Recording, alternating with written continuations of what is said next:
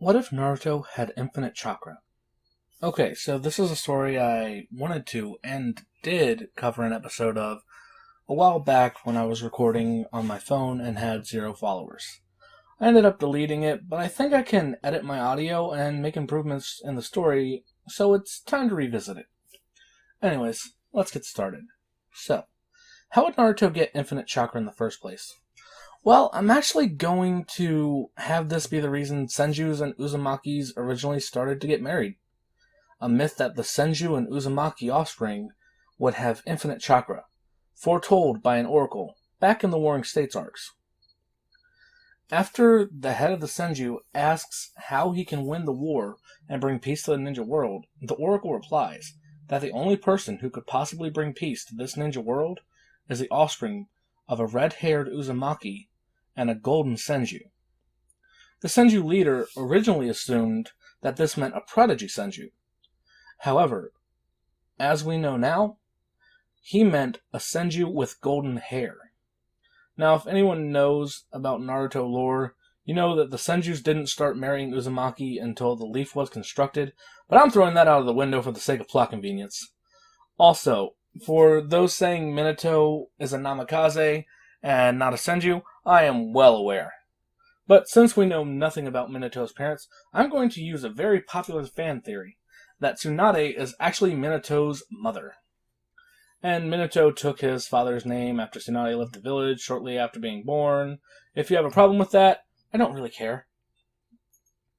I'm trying to make this story work to the best of my abilities. Anyways, Naruto was the first Uzumaki born of the Golden Senju. And now, we start our story off at the end of Naruto's second year at the academy. And today, they're teaching aura bursts. Today is the day where they will assess the children's chakra capacity. This is done by having an academy student mold their chakra and burst it outwards for an extended period of time. The longer they last, the higher their chakra capacity they have. The record time for today was 1 minute by Sasuke Uchiha. Naruto is next up, and nobody is expecting anything from him. Since he's already been labeled the class clown, he's been mistreated all year, and all the teachers have pretty much labeled him a failure. Along with the animosity they have against him for being the nine-tailed fox Jinchuriki. However, Naruto is feeling determined today to prove to himself and everyone around him that they are wrong. That he is someone to look out for. He stands at the front of the class, clasps his hands together, and instead of forcing his chakra out, he instead just stops holding it back. Then a large wave of blue chakra, powerful enough to send papers flying all over the classroom, pressed the students and Iruka into their seats. The amount of pressure exuding from Naruto is immense. As one kid calls out for Naruto to stop, Iruka shouts, "No! Naruto, continue like this for as long as you can. That's the only way we can get a good read on how much chakra you have." Iruka says this as he gulps, not believing that he actually said that. He would say that for a normal student, sure, but he didn't exactly like Naruto. Plus, this was dangerous. For Naruto and the other students. Was it just morbid curiosity to see what damage Naruto would do to himself like this? After 2 hours, without Naruto's chakra waning, Iruka stops. Naruto, everyone already gone home. Naruto, what in the Sage of Six Paths was that? I don't know, I just kept going and never got tired. Is something wrong with me? Iruka looks at the small Naruto and musters the best smile he can. No, nothing is wrong with you. I have to report to the third now. You can go home. Naruto heads home, and Iruka heads to the Hokage's office. Naruto is walking and he notices the people looking at him. A few throw stones and bottles at him, screaming profanities and wishing him to go off and die. A Jonin arrives and yells at everyone to go inside. One person tries to argue with this, but the Jonin just retorts, "I understand your anger, but this isn't the place for it." Naruto could tell what he meant by that. He hates him too. And he's only protecting him by orders. Naruto walks to his home and cries his eyes out, angry and damning the world, not knowing why everyone hated him. They've only ever called him a demon, a monster, a freak. No one has ever shown Naruto even a speck of kindness. And he not only is saddened by this, no, he feels something in him, giving him white-hot hatred. Something powerful and completely sinister. And no, it's not Kurama. As Iruka is walking to the Hokage's office, not quite sure how to tell the Hokage, or even what to tell him. This has never happened before. But Iruka actually is met by a squad of ninja that take him into the Hokage's office. These ninja consist of Kakashi, Asuma, Kurenai, a fuming Danzo, Yamato, Hibiki, and even more surprisingly, Jiraiya.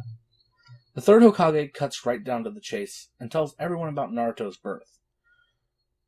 Who his father is, who his mother is, and the fact that he's the Nine-Tails Jinchuriki, and the circumstances surrounding his birth. Danzo vehemently protests to all of it, because now he can't follow through on his orders to publicly assassinate Naruto, before the Nine-Tails can siphon any of Naruto's chakra. It's decided that all the ninja present here will take responsibility for Naruto's well-being and security, and that Naruto will study with all the clan heads, learning the non-Kekkei Genkai abilities that the leaf knows. Jiraiya is also told that he is to abandon his spy route and return to the village to raise Naruto. See, a lot of this has changed drastically because they're terrified of Naruto. If he grows up in the wrong way, it'll absolutely destroy the village. Naruto actually grows up relatively happier here. The villagers actually don't look down on him anymore. Some still fear him, but they try to hide it. However, Naruto notices this. He's not a fool. Because everyone loved the fourth, in fact, other than the Uchiha clans, unanimously voted him. In fact, other than the Uchiha clans, all clans unanimously voted for him to be the Hokage. Naruto grows up still wanting to be the Hokage, but it's because he wants the villagers that are against him to accept him. They ask him if he's going to be the Hokage, and Naruto smiles, vowing he'll do his best. Over this time, Naruto is trained in all of the jutsus of the leaf, by every clan head. Thinking Naruto is going to be the strongest and most intelligent, he taught philosophy by Hiruzen, perfect chakra control by Hibiki, and since Kurama is complete in this timeline, while the yin half would want to interrupt Naruto's chakra flow, the yang half understands that Naruto harbors no hatred or resentment to anyone. Not even him, even after he found out that Kurama was the one who killed his parents. He's taught strategy by Shikaku, head of the Nara clan, and even beats him in shogi by the time he's 8. Naruto learns to control his own mind from Inoichi, and even though it's hard for him, he actually learns the well-guarded abilities of the Yamanaka clan, but not using them because they don't seem practical.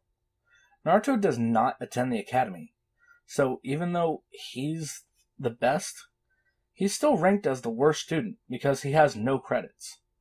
Naruto goes on to learn from every clan head, and when he finally masters all the jutsu that he can, he reports to the third Hokage, informing him of this fact. I want to learn more, but there's nothing more anyone can teach me.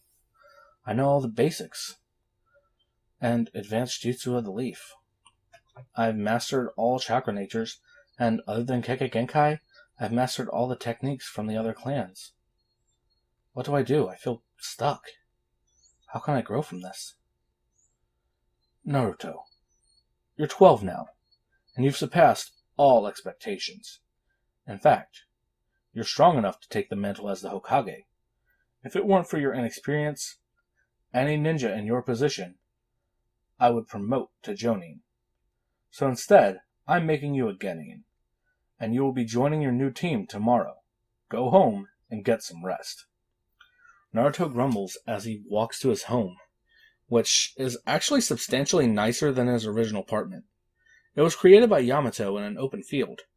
As they expanded the village walls and added new areas to the Hidden Leaf is expanding, And while that makes all the other villages nervous, after 3 attacks by the Hidden Cloud on Naruto, with none of them coming back alive, no other villages will attempt this. What was originally going to be a war was ended in weeks, with tough sanctions being placed on the Cloud for their treachery, and with the Leaf's growing military power as a result. And with the higher quality of life due to the expansion, the Cloud has no choice but to accept this. But shortly before Naruto arrives home, he senses someone tailing him. He continues walking. No signs of noticing until he rounds the corner, away from his home. When the stalker follows Naruto around the bend, Naruto is missing. All that's left behind is a shadow clone. As it turns and its eyeballs melt from its skull, and chains burst from its body, wrapping him around. Then we see Naruto's perspective that the man is standing in the middle of the street, horrified by the visions Naruto has projected in the Genjutsu world. He has an Anbu mask on, but Naruto can sense the killing intent from this man. He clearly wasn't there to protect him. Naruto knows instantly this man is from Root, and it's like the third said, Danzo would soon come to kill him before he got too powerful. Naruto pulls a kunai paper bomb and seals it onto the Root member's chest. Then turns around as the explosion goes off, and seems relatively unfazed. So, the old man was right. You did plan to come for me. Only as a peace offering, Naruto. I know you're great, and I want you to join Root. And why would I do that? Naruto asks, trying not to display that he's visibly upset he had to take a life. Because if you don't want to have to be eliminated... Because if you don't, you will have to be eliminated. The old man's wrong about you. He doesn't need you. No one does. You couldn't even take me, and I'm a child. Danzo lets the fury behind his eyes grow. Listen to me, brat. You're strong, but you can't take all of us alone. As Danzo says this, 2 people appear, Asuma and Kakashi, and the word has gotten out for others to come to the coordinates that Naruto is at. He doesn't have to fight alone. Over the time that Naruto has been training, the other main Jonin haven't been slacking off nearly as much, so all of them have gained a large boost in physical power and jutsu prowess. So everyone here for the most part is low to mid Kage level. When Jiraiya hears this, he takes a second to summon Ma and Pa Toad and makes his way to the battlefield as quick as possible. Naruto speaks again. When Kakashi Sensei shows up, the streets are now filled with civilians who are shouting angry slurs at Danzo, telling him to leave Naruto alone, and that it's pathetic to pick on a child. Do you really want to do this here? Because not only will you lose your men, you'll lose your status. Danzo agrees with a hump sound, but he knows his status as Hiruzen's shadow is over. He must retreat from the village for now, and grow his forces to one day take Konoha. With Danzo's lack of morals and trusted ninja, he actually stages a coup d'etat in the village hidden in the stars. But that's a story for another time. Naruto thanks everyone around him, and they all head back inside. Naruto is glad his first day as a Genin starts tomorrow. Naruto would wake up in the morning ready to eat breakfast and head out. Today was the start of his life as a ninja. He knew the road ahead would have plenty of bloodshed, but his training had prepared him for that. No, it was the unknown that he worried about. Would he be able to make friends? What would his team members be like? Everyone in the village did like him now, or at least they didn't openly hate him. The small majority, though, were those children, who were forbidden by their parents to play with Naruto, like he was some kind of monster, to be feared and hated. Combine this with Naruto's intense training, and he'd never had a friend his own age. The only true friend he had was Shikamaru, but even Shikamaru hangs out with Naruto anymore. Not because he's the Nine-Tailed Jinchuriki but because his father has been training him hard, wanting a successor, as strong as or stronger than Naruto. And that's the story with most of the children. After being told to train Naruto and seeing his overwhelming power, a lot of the clan heads could tell that Naruto was being groomed to become the new Hokage, fearing that if they didn't have a powerful enough offspring, their standing in the village may decrease. They've all been training their children brutally, and having more children in attempts to create a prodigy. Pregnant women in most of the clans are having large amounts of chakra infused to the fetuses 24/7.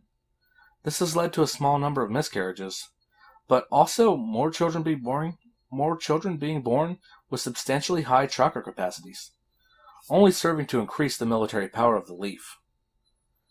Naruto heads out, ready to greet the day, and trusting the nonsense with Danzo is over.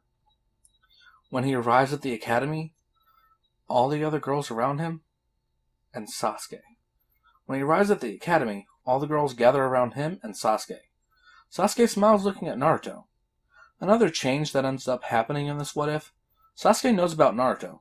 He knows how strong Naruto is, and therefore there isn't really any resentment between them. He knows Naruto is a genetic freak of nature. And what's more interesting, Sasuke is actually hoping to get him on his team. Not because he wants to be friends with Naruto, or that he thinks Naruto is cool.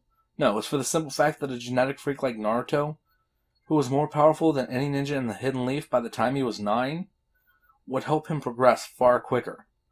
Sasuke boredly waves Naruto over. Yo, Naruto, sit with me. All the girls freak out because this is the first time Sasuke has ever spoken in a complete sentence in front of them in years. And it's to Naruto. Sakura instantly hates him, but the other girls are just fawning over Naruto even more. Hey, you're Sasuke Uchiha, right? That's right. Everyone knows who you are. Everyone knows who you are. I really thought all the parents were telling their kids I was a demon. A few were, but Lord Third actually told us what a Jinchuriki is. Information that was banned before you arrived. Pretty sure they were worried I was going to go on a rampage and destroy the village at the slightest boo-boo. Naruto chuckles darkly, and this is the first time we get to see Naruto's new personality. It's not the same happy-go-lucky kid. Naruto isn't arrogant, but he's cocky. He thinks highly of himself, and instead of letting things anger him or get to him, his years of training have allowed him to see the big picture. In years when he's the Hokage, the people who thought so little of him are going to be referring to him as Lord Sixth. You aren't, right? Sasuke grins a callous smile. And the two bond over their own cynicism. So I think Naruto treating Sasuke like a person and not a god, or someone to be fought on the daily, is actually going to crack Sasuke's outer shell, if not completely, then just a small bit. I already checked our rankings. You're at the bottom because you haven't attended the academy. I'm at the top. That means we're going to be placed on the same team. I'm unsure who our Kunoichi will be. I believe it's going to be Sakura Haruno. Ugh, fangirl. Well, we'll be carrying this team, you know. Yeah. Maybe we can teach her to go fetch kunai. Naruto chuckles and Sasuke grins, but they hear sniffling behind them. It's Sakura, in tears, welling up in her eyes. Is that what you really think of me? That I'm useless? No, it's what your reports say about you. You have amazing chakra control, a proficiency in dispelling genjutsu, and you even have the muscular strength to make you a perfect combat medic. But you waste your natural gifts in the pursuit of Sasuke, who doesn't even treat you as a person. You waste your natural gifts in pursuit of Sasuke, who you don't even treat as a person. You've never even taken a look at yourself in your life and thought, hey, maybe I should focus on being better physically, or if you think we were being too harsh, prove us wrong. Be a resource to our team instead of a liability. Sakura sits down and lets her tears fall from her face, trying to process the verbal lashing Naruto just gave her. That's what you call an insult sandwich. Tell a person a nice thing, call them trash, and then say another nice thing. But Sakura actually sees Naruto's point here. Not enough to change drastically, but enough to realize she needs to find a goal to pursue that isn't Sasuke. As Iruka-sensei comes in, he sees Naruto and Sasuke sitting together, and Sakura in tears. Oh God, what did they do? All the teams are decided, and it's almost impossible for Sakura to be happy about being placed on the team after what she's heard. But she gives a small, sad smile, and continues thinking. As the Jonin instructors appear, Team 7 waits for their sensei to show up. After hours of waiting, Naruto begins to grow impatient, and decides to use his sensory abilities to check out the surrounding area. Naruto immediately feels a familiar presence. One he's used to, in fact. Kakashi steps into the doorway. Sorry, all. I was walking and got lost on the path of life. Kakashi calls them all up to the roof, and this is where we get to hear the instructions for the team. Naruto goes first. I'm Naruto Uzumaki. I've mastered all the jutsu of every clan, aside from their Kage Genkai. Along with the basic chakra natures, my likes and dream is to become a greater Hokage than my father was, and give back to the village that raised me after my mother and father passed. Admiral goals, Naruto. Sasuke, you're up. Well, I don't have many likes, and I have many dislikes. I'm the last claimed member of the Uchiha clan. What I have isn't merely a dream or a goal. I will awaken my Mangekyo Sharingan and kill a certain man. Kakashi is visibly shocked. This kid, how does he know about the Mangekyo? Well, in fact, the Uchiha clan was still alive when Naruto was declared a chakra genius. And being trained, the Uchiha were the only ones who abstained from Naruto's training, choosing instead to focus on honing Sasuke and Itachi's skills, focusing on training their geniuses for the upcoming coup. As a result, Sasuke's physical body is much stronger, but he still hasn't fully accessed his Sharingan, and can only be used when truly angry. I said angry, not edgy. Sasuke also has all knowledge of Uchiha Jutsu, and what the Sharingan evolves into. And he even knows about the eternal Mangekyo, which is why he believes Itachi left him alive. Well, that's dark. Let's move on to Sakura. Sakura looks up with tears in her eyes and proclaims, I just want to be useful. To be honest, Sasuke and Naruto, they don't think much of me. I want to earn their respects and become a great kunoichi, so they'll have no choice but to rely on me. Neat, Naruto says, trying to seem disimpassioned, but on the inside, he's actually kind of sad about how much he must have hurt Sakura. Sasuke smiles slightly, glad Sakura may finally leave him alone and not drag him down. Well, your file reads you have great chakra control, a proficiency in genjutsu, and your muscular structure is perfect for a combat medic. Sakura glares at Naruto, who is looking away. Well, your first test is tomorrow. Oh, don't eat, you'll just throw up. Kakashi stands and uses the body flicker to disappear from everyone's sight. As Sasuke and Sakura begin to leave, Naruto calls them both. Hey, by the way, both of you eat tonight and tomorrow. He's just trying to screw with us. Naruto smiles and Sasuke nods, and Sakura does the same, as they leave and prepare for the next day. The next, Naruto, Sakura, and Sasuke all gather around. Naruto is there an hour early enjoying a cup of ramen on top of a pillar, and Sakura arrives a little later and curses. Damn it! I thought I could get here early and set some traps. Why? You don't know if we're going to be doing a combat assessment. I met up with some of Kakashi's former examinees. I wanted to be prepared, but what I found is Kakashi has never passed a single student. They all did the bell test, they all failed, and none of them ever became ninja. Naruto gulps down his last bit of ramen. Oh, the bell test? Nothing to worry about then. Naruto, didn't you hear what I just said? Yeah, and honestly, there's nothing to worry about. We're going to crush Kakashi. Together. Sasuke smiles. Sakura smiles. I'm not sure how useful I'll be, but I'll try. Sasuke arrives a little bit later and sees the two laughing and talking about a plan for the test. Oh, Sasuke, you're here. So I'll go over the plan with you. We're doing the bell test today, so we're going to use the fact that we know Kakashi. We're going to use the fact that we know that against Kakashi Sensei. Naruto debates telling them the true meaning of the test, but realizes that would defeat the purpose of the exercise. He needs to know that he can count on his team in a real battle. The best way to know is for them not to.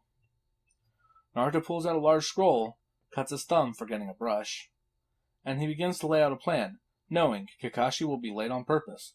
Naruto plans to use this to his advantage as Team 7 splits and gets to work.